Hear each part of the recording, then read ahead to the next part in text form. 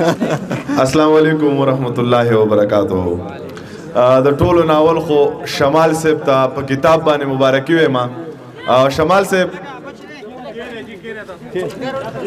یو خبره دا ټول ملګري واورئ، یو سړي ځان له په 200 روپۍ سپلای واغستی او د پلار د 1000 روپو په څادر یې پاکولې. نو چا دې تپوس وکړي دا څادر ګران دی که را سپلای وي؟ دا سپلای ما اغوستی دا څادر مې د پلار دی. نو باید دا کتاب په پیسو والی چې وایي ګورئ په ډالۍ کولو کار نه کېږي. د شمال کې صاحب کتاب زما په خپل هم په 1000 روپۍ شو، ځکه مې شو چې که په خپله نه شم زما یو زوی دی ماشاءالله ښکلې پښتو وایي، هغه به یې راته وایي او د دې نه به خوند اخلو، رنګ به ترې اخلو، د یو سر نه واله د بل پورې به یې ګورم. 3 شعره درته وایم او بیا ډیوټۍ له به ځم، اجازه ترنه غواړم چې خودغرضه پلار او زوی شي، لور او مور شي، چې لالچ په منځ کې راشي هر څه اور شي. د پښتو په معاشره کې چې ډز وشي روغه وکړي ګناهګاره پکې خور شي. د پښتو په معاشره کې چې ډز وشي روغه وکړي ګناهګاره پکې خور شي. یم ملا صاحب یو تعویض راله پکار دی چې دا زړه مې د بېننګه یاره تور شي.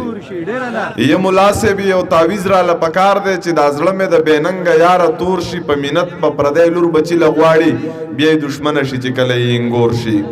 په مینت په پردی لور بچی له غواړي بیا یې دښمنه شي چې کله یې انګور شي. که د کور او د جایداد تقسیم کېدو نو دا هر څه مې د ضرور زما د مور شي. او 2 شعره که د کور او د جایداد تقسیم کېدو نو دا هر څه مې د ضرور زما د مور شي. شمال صاحب 2 شعرونه د روماني چې د مالټې پر رنګ جامې کړي دي، په خپل ځان باندې نخرې کړي دي، سپینو پوندو کې وینه ټکېدلې په ولاړه شوګیرې کړي دي. مننه، مهرباني.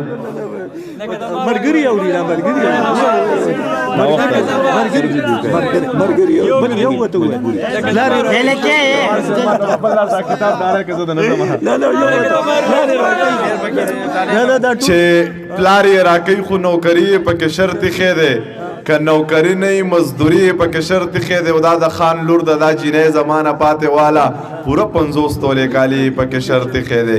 زه خو په مینې په معنه تر اوسه پوهه نه شوم، مینه کوي خو دښمني یې پکې شرط ښې دی. رقیبه ما درنه ګټلې ته خبر شوې که نه، زه خو شاعري یم شاعري یې پکې شرط ښې دی، زه خو شاعري یم شاعري یې پکې شرط ښې دی.